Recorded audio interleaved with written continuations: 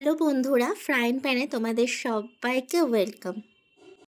তো সকালবেলার টিফিন মানেই টোস্ট তো খেতে পছন্দ সবারই হয়। ডিম পাউরুটি বাংলা ভাষায় যেটাকে বলে। তো যাই হোক, এই ডিম পাউরুটি যদি দোকানের মতো সহজেই বানিয়ে নেওয়া যায় ঘরে, তাহলে আর দোকানে কে যায় খেতে? ঘরেই বানিয়ে নেওয়া যায়, আর খুব ইজি প্রসেসে। তো চলো ডিম পাউরুটি টোস্ট কীরমভাবে বানানো যায় দেখে নিও। তো এখানে প্রথমেই ডিমটা আমি ফাটিয়ে নিলাম একটা বাটির মধ্যে। নুন দিয়ে দিচ্ছি, আর কুচি কুচি করে পেঁয়াজ কেটে রেখেছিলাম, সে পেঁয়াজ আর কাঁচা লঙ্কা দিয়ে ডিমটাকে ভালো করে ফেটিয়ে নিচ্ছি। খুব ভালো করে ফেটিয়ে নিচ্ছি, যাতে নুনটা এক জায়গায় না থেকে যায়। তো যাই হোক, ডিমটা ফেটানো হয়ে গেছে। এবারে ডিমটা যেহেতু তাওয়াতে দেব, তো তাওয়াতে দেওয়ার আগে আমি প্রথমে তাওয়াতে ভালো করে তেল দিয়ে দিচ্ছি।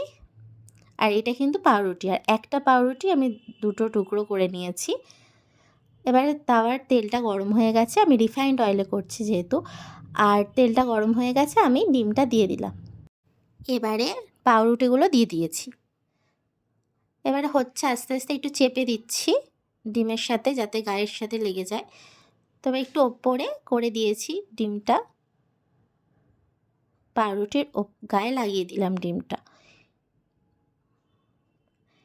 এবারে একটা পার্ট হয়ে গেছে, এবার আর একটা পিঠ ভাজার জন্য আমি পাউরুটিটাকে ওপরে একটা প্লেটে তুলে নিলাম।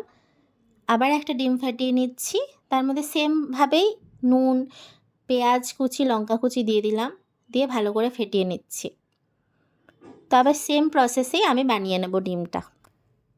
তো তেল দিয়ে দিয়েছিলাম আগে থেকেই, তো ডিমটা দিয়ে দিলাম, দিয়ে ভালো করে ছড়িয়ে নিচ্ছি। এবারে পাউরুটির যে একটা পিঠ খালি আছে, সেই পিঠটা আমি উল্টে দেব। তাহলে কি হলো, দুটো পিঠই কিন্তু ডিম সমানভাবে লেগে গেল। তো হলো তো দোকানের মতো ডিম পাউরুটি টোস্ট। তো এরমভাবে কিন্তু খুব ইজি প্রসেসেই ঘরে বানিয়ে নিতে পারো, খুব ঝামেলা কম ছাড়াই। তো কিছুক্ষণ ভেজে নিয়েছি, চেপে চেপে ভাজার পর কেটে নিচ্ছি।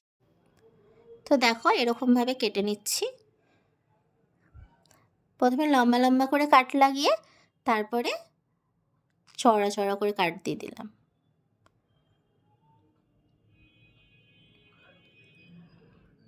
ব্যাস হয়ে গেছে রেডি দোকানের মতো ডিম পাউরুটির টোস্ট বা ডিম টোস্ট। ব্যাস এবারে জল খাওয়ার তো জাস্ট জমে যাবে, কিন্তু তার আগে আরেকটা কাজ আছে। ওপর থেকে একটু গোলমরিচ গুঁড়ো ছড়িয়ে দিলাম। তো একটু গোলমরিচ দিলে কি হবে, লঙ্কা তো কাঁচা লঙ্কা তো দেওয়াই রয়েছে, তো একটু ঝাল ঝাল ওপর দিয়ে দিলে খেতে ভালো লাগবে মুখে যখন গোলমরিচটা পড়বে। আর দিয়ে দিলাম বিট নুন। তো নুনটা তোমরা বুঝে দেবে, যেহেতু নুন দেওয়াই রয়েছে আগে থেকে, অনেক সময় নুন আবার বেশি লেগে যায় ওই জন্য। তো আমার কিন্তু ডিম পাউরুটির টোস্ট সকালবেলা জলখাবারের জন্য একদম রেডি।